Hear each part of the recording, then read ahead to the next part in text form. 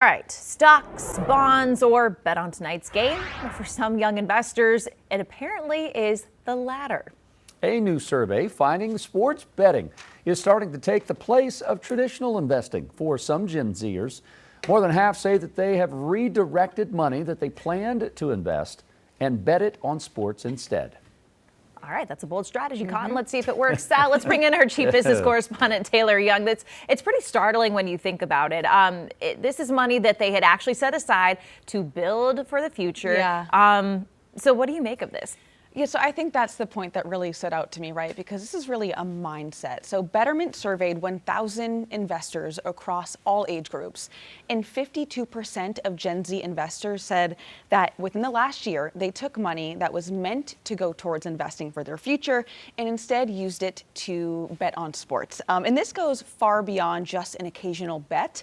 The survey also found that 1 in 4 say that they view sports betting as part of their larger financial investment picture. So How is that even possible, taking sports betting, treating it like a long-term investment? Because it sounds risky. It does sound risky, especially when you consider that only about 5% of people who sports bet actually turn a profit over the long term, right? So, but there is an interesting term that comes up in this conversation, and that's financial nihilism. So basically, some young adults look at the cost of buying a home, of everyday expenses, of what it takes to actually grow wealth the traditional investing way. And basically what we're seeing is that some just feel that those milestones are out of reach. And financial advisors interviewed by MarketWatch say that that can make this generation look at the possibility of a quick, big win more appealing. Like, I can't afford a lot of these big milestone things anyways. You might as well just throw $100 on your favorite sports team winning to see if you can win big. And sports betting makes that payoff, again, feel more accessible because it's on your phone. You can do it within 5 minutes. You're already watching your game. So it's an interesting kind of change in mindset that we're seeing as a result of, number one, just the accessibility of this, but also I think just this younger generation feeling just tired of not being able to reach those milestones. Yes. Fair enough. So is this, though, really a Gen Z issue, or does this apply to a bunch of other generations? Yeah, so I mean, Gen Z absolutely stands out, but they're not alone. I mean, millennials also admitted to doing this as well. But this survey absolutely found that younger generations were more likely to take money that was meant to be set aside for investing and instead using it to bet on sports. Again, we now have apps, we have crypto, we have all these online banks that now you can invest, again, from your phone, sportsbook, prediction markets, all accessible on one device.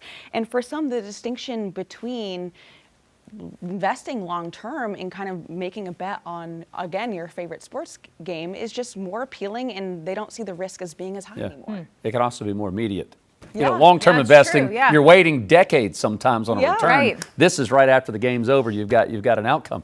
So I feel like sometimes we can be a little too judgmental on Gen Zers. Don't know if that's completely fair. How is the Gen Z generation doing with finances and investing? So I think two things can be true at once. Do I think any financial advisor would say that this is an actual investing tool, a good investing tool? No, I absolutely do not think so.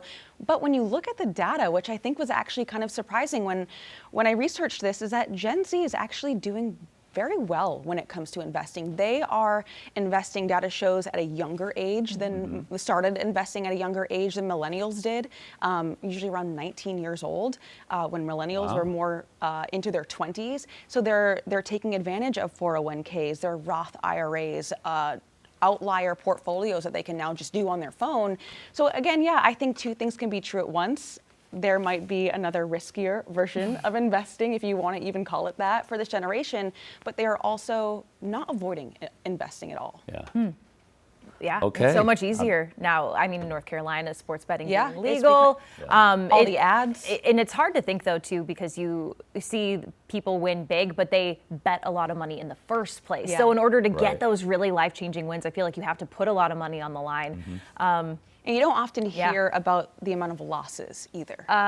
That's true. Most people don't publicize. They don't put it on social media. You don't see ads for the losing 90% or whatever it is. The winning. Yeah. Maybe just continue investing the traditional way. Yeah. Maybe And you have can fun. do both. Have a little fun. Yeah, Yes, do it all I in like moderation. It's all in about moderation. balance. All right, thank you, Taylor. Appreciate it. Queen City News Plus. Just search Queen City News on your smart TV's app store.